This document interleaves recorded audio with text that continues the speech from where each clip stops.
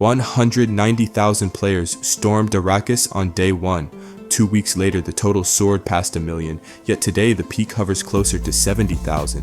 Is Dune Awakening crumbling beneath the dunes, or is the story behind those numbers far more unexpected? Strap on your still suit. The truth about this desert's rise, stumble, and future might surprise you more than any sandworm ambush.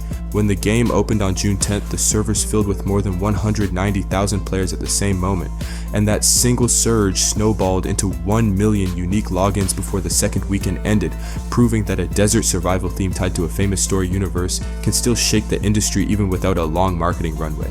Social posts showed storm-tossed panoramas, daring spice raids, and base designs that looked like starship set pieces, while livestream chatlines scrolled faster than viewers could read them, giving the launch day the same raw energy you feel when a long-awaited concert finally drops its opening riff and the whole arena screams in unison.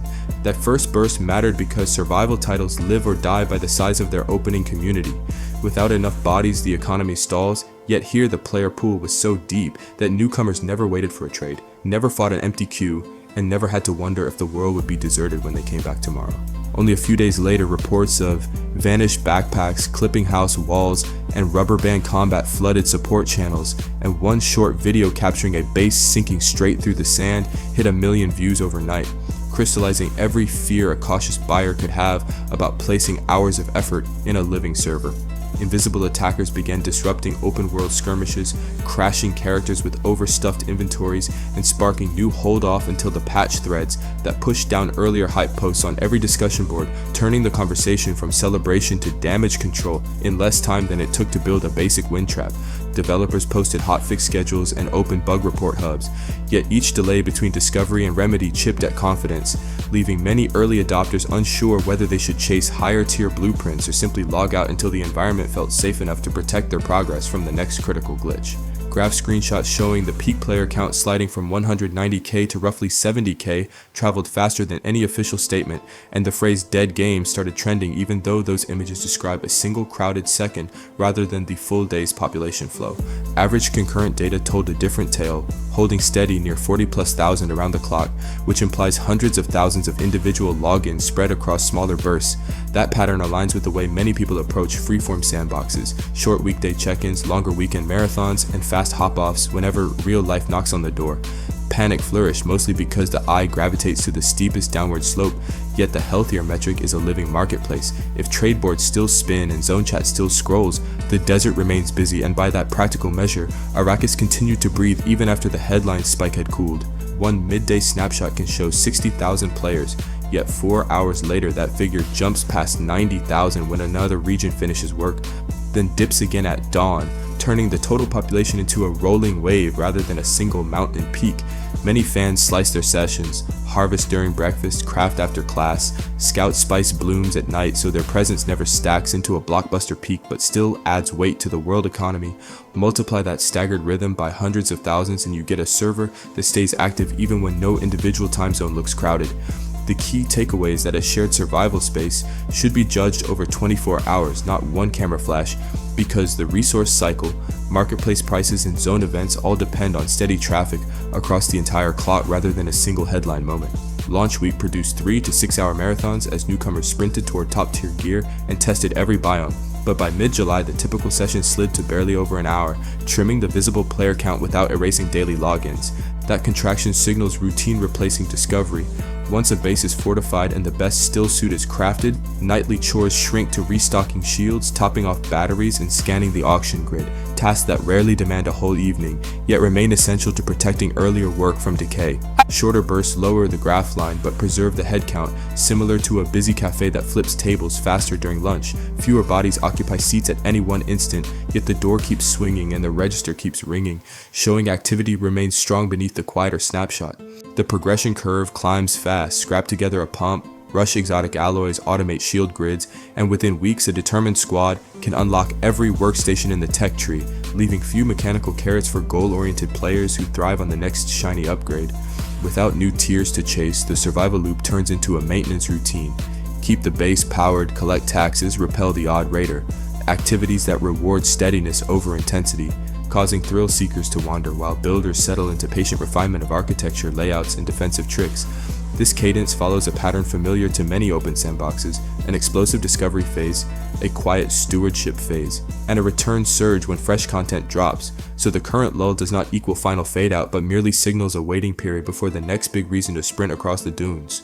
In tight survival loops, each extra player is another pair of hands on the same ore pile, another still suit diving for the same spice pocket, which can turn gathering runs into frustrating scrambles, where the fastest clicker wins and slower explorers watch empty ground. When population density eases, materials respawn, solo builders find breathing space, and small groups can tinker with creative layouts instead of rushing bunker walls to fend off resource-starved raiders, producing a healthier balance between tension and possibility. The ideal server feels active but not overcrowded. It offers competition without suffocation, leaving room for ambush stories while ensuring new arrivals can carve out territory rather than inheriting a wasteland stripped by earlier waves of harvesters. Marketing buzzwords leaned hard on MMO, yet the live feature set lacks staples like instance raids, matchmaking, or large-scale faction campaigns that anchor classic persistent worlds where thousands cooperate towards scripted objectives. What players actually find is a shared survival land where progress is personal, alliances form through convenience, and conflict erupts over resources rather than narrative checkpoints, a structure closer to open-ended colony building with optional skirmish layers than to theme park questing with tiered loot ladders. Setting expectations correctly helps new players decide if they want that style of play. Calling it persistent survival with open PvP and economy crafting paints a clearer picture than borrowing labels associated with fully scripted online role-playing universes. Even with lower peaks, the desert still hums at regional prime times, trade boards refresh, event timers trigger daily, and weekend spice storms draw enough squads to fill chat with rival taunts and last-second alliance offers. History shows sandbox audiences flood back the moment fresh biomes, enemy types, or building pieces arrive, and the Dune brand retains a magnetic pull that newer franchises can't match. So a solid content patch combined with stability fixes could ignite a second wind surge bigger than skeptics expect. Peak counts are already sliding, session lengths are shrinking, and the daily chatter now sounds less like "check out this new build" and more like "remember when the servers were packed." That trend will only speed up if core problems stay untouched. Hackers still slip through the cracks, decay wipes month-long projects, and mid-tier PvP zones remain a drive-by shooting gallery for newcomers who never get the chance to learn the loop before they rage quit. Players have spelled out the fixes for months: stronger anti-cheat, a true PvE or protected mode for builders, decay timers that pause when you're offline, and content roadmaps that show clear milestones instead of vague promises. These aren't wish list extras, they're survival requirements.